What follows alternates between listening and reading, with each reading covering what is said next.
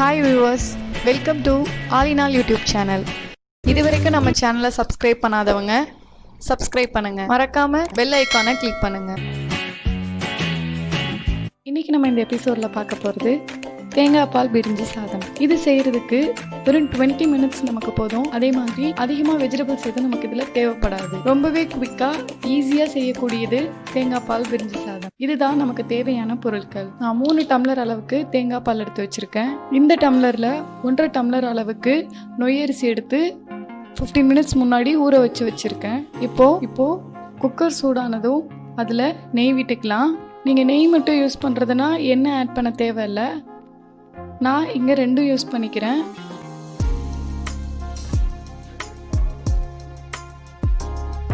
எண்ணெய் சூடானதும் அதில் பட்டை, கிராம்பு, ஏலக்காய், சோம்பு சேர்த்து நல்லா வதக்கிக்கணும்.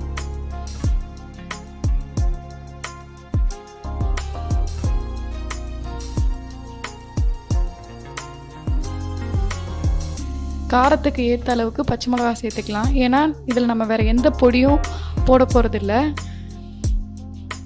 அடுத்து வெங்காயம் போட்டு நல்லா வதக்கிக்கலாம்.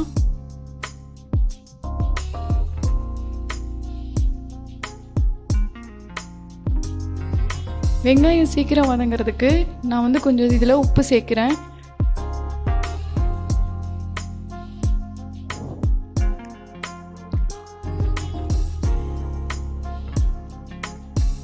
வெங்காயம் இப்போ நல்லா வதங்கிடுச்சு. இதில் நான் இஞ்சி பூண்டு பேஸ்ட்டு சேர்த்துக்கிறேன்.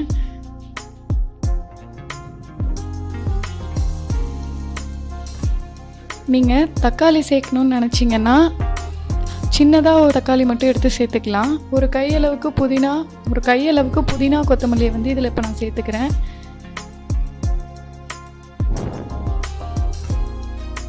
நீங்கள் மஞ்சத்தூள் ஆட் பண்ணுறதுனா கூட ஆட் பண்ணிக்கலாம் கலருக்காக. நான் ஒயிட்டாக தான் இன்றைக்கி செய்ய போகிறேன்றதுனால நான் எந்த பொடியும் ஆட் பண்ணலை. இப்போது 1.5 டம்ளர் அரிசிக்கு 3 டம்ளர் அளவுக்கு தேங்காய் பால் எடுத்து இதில் ஆட் பண்ணிக்கிறேன். தேங்காய் பால் எந்த அளவுக்கு திக்காக எடுக்கிறீங்களோ அந்த அளவுக்கு டேஸ்ட்டு நல்லாயிருக்கும். இதை நல்லா மிக்ஸ் பண்ணி விட்டுக்கலாம். இப்போது ஒரு 5 நிமிஷத்துக்கு இந்த தேங்காய் பால் சூடாகிற வரைக்கும் வெயிட் பண்ணலாம். இப்போ நல்லா சூடாகிடுச்சு. இதில் அரிசியை சேர்த்துக்கலாம். நான் நொய் அரிசி சேர்த்துருக்கேன். நீங்கள் இதில் பாஸ்மதி அரிசி சேர்த்திங்கன்னா இன்னும் நல்லாயிருக்கும். சாப்பாட்டுக்கு தேவையான அளவு உப்பு சேர்த்துக்கலாம்.